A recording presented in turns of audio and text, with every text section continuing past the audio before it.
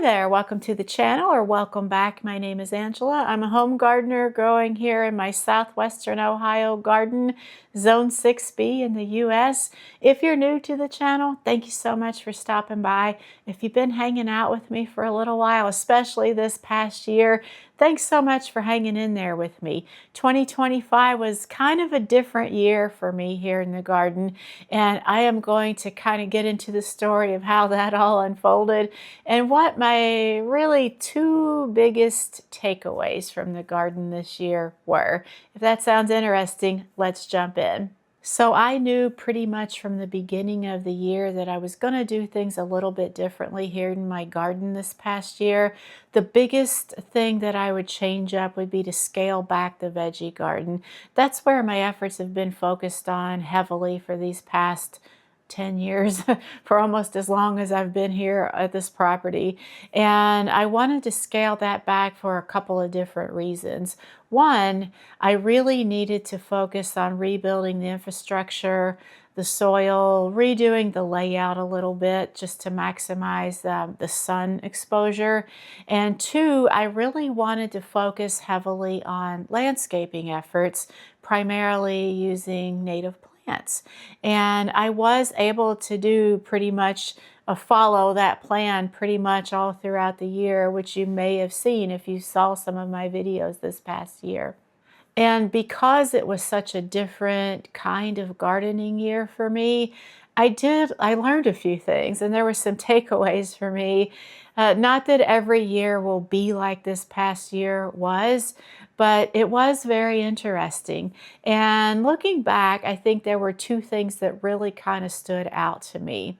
And maybe the biggest one was that it is okay to move plants around, especially plants that are going to be in place for the long haul, perennials, even shrubs, and maybe even trees, like small ones, of course.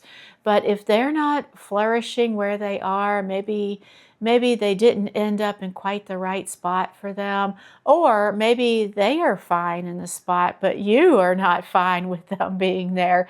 And it could be that where they are doesn't fit with the look or the intention that you had for that particular garden bed or space, or that they are needing a lot of maintenance in that particular area. I'll give you like the biggest example for me that helped me to not be afraid just to move plants, just on a large scale even. We have kind of a long-ish retaining wall bed that runs along the side of our house. And I'll pop a picture up here as I'm speaking so you can see. And for the last 2 to maybe 3 years, I have been filling this area up with sun-loving plants. It gets a lot of sun. This area probably gets at least 8 hours of sun a day. So it was full. And the picture that I'm showing doesn't show the plants at their best or at their most mature. This picture was taken early in the year when the plants were still kind of coming back to life, so to speak. And by the end of the summer, this bed, the plants in here were so tall, some of them 6, 7 feet tall or more, like the Mexican sunflowers and the Joe Pye weed and some of the other native perennials. And the problem that I was having, because the plants were flourishing, getting all the full sun that they need, and they were right up next to the house, right by the water spout, so I could take care of all their water needs easily. They never went neglected, we'll say. They were really thriving.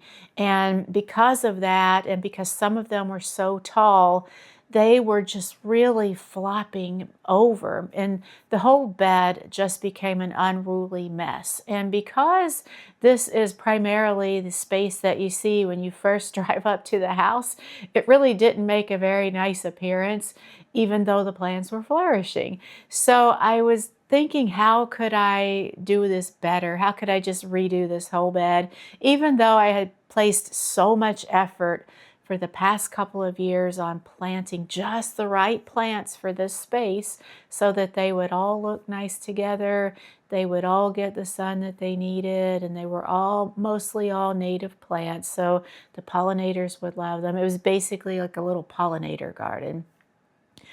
So I got to thinking about it, and I felt like the two biggest criteria for this bed for me would be one, that the plants would look nice all throughout the season, and two, that they wouldn't need the constant maintenance to continue looking nice. And after a lot of deep digging, deep diving, or whatever, I kind of landed on a solution of yanking all of these plants out of here, every single one, because now I had a new vision for the bed, which I'll share here in just a moment. So I had another space on the property where all of these sun-loving plants would fit in perfectly. They would get their needs met as far as sun exposure, and it's kind of sits a little ways out. It's a little bit more of a wilder space, so they would fit in perfectly, all these native plants, and they could just grow and flourish to their heart's content. It wouldn't matter if it got looking a little bit unruly or if they were flopping over once they got a little too tall. The whole bed was just going to be packed with these, and this would become the new pollinator area. So over the course of a few sessions, I moved these plants to that space. And what I did with this original space, the retaining wall area, was to plant ornamental grasses. Native grasses, still native plants, but what I ended up planting in here, and they're just real small. When I got the plants from the nursery, they were small. It's going to take a few years for them to fill out this space. But I put in 5 big blue stem. The variety is Blackhawk. I think I'm getting that right. But they're going to become a shade of like a burgundy purple. They're going to get big and fill in this space nicely, and they should maintain their rigid, upright stature, for lack of a better word, and they'll just be a nice row of these grasses along this whole bed. So, and that's it. That's all I'm going to have in here. And I think that that's going to look nice. It'll fit the space for one. They'll get all the sun that grasses typically need. 2, very low maintenance. In fact, I think that the only maintenance that they will need is I will leave them standing each winter, and then in the spring, cut them down to like the bottom, and then they'll grow back up during the spring and fill in each year, filling in that whole space. And I think I'm going to get the added bonus of it'll be a nice little like statement piece, if you will. I think it'll make a dramatic impact having these gorgeous burgundy colored grasses in a row along that bed. I think it'll look good. Hopefully next year they will get tall enough for me to at least get a feel or get an idea of how they're going to look. So stay tuned for that. I'll definitely be sharing that. Anyway, the takeaway is that in some cases it is in your best interest and maybe the plant's best interest to go ahead and move the plant to a better space. It has to be better for the plant, or at least as good, and it has to be better for the gardener. So yeah, it was a lot of effort because there were so many plants in this bed. But I think in the end, that little bit of effort up front will pay off very nicely. And the second kind of key takeaway or lesson for me this year, I'm sure there were more than 2, but these are the 2 biggest ones that kind of stood out to me. The second one for me was that even if I'm scaling back certain spaces, particularly for me this year, the veggie garden, rather than leave the beds empty where I would have normally planted veggie seeds, just to go ahead and fill those beds with wildflower seeds, not even necessarily wildflowers, just any kind of flower seeds. Just go crazy, sprinkle the seeds in mass, like a lot of seeds, kind of scruff them in a little bit into the soil, give them a good watering in, keep them watered till they germinate, and then from there, it's pretty much maintenance free. The flowers the flower plants usually kind of tend to themselves, unless you want to do deadheading to make them a little bit more vigorous. You could always do that. But by doing this, it keeps that soil from just laying there bare, thereby giving the weeds a chance to take hold. And the second benefit of doing this is that you will garner a lot of pollinators, a lot of hummingbirds, moths, butterflies, bees, all kinds of insects and birds. So, and that is what happened to me with two of my 3 by 8 foot veggie beds, raised beds, that I did not plant crops in. I just went crazy with the seeds. And the flowers were beautiful. And that's the other thing. You get to enjoy the flowers.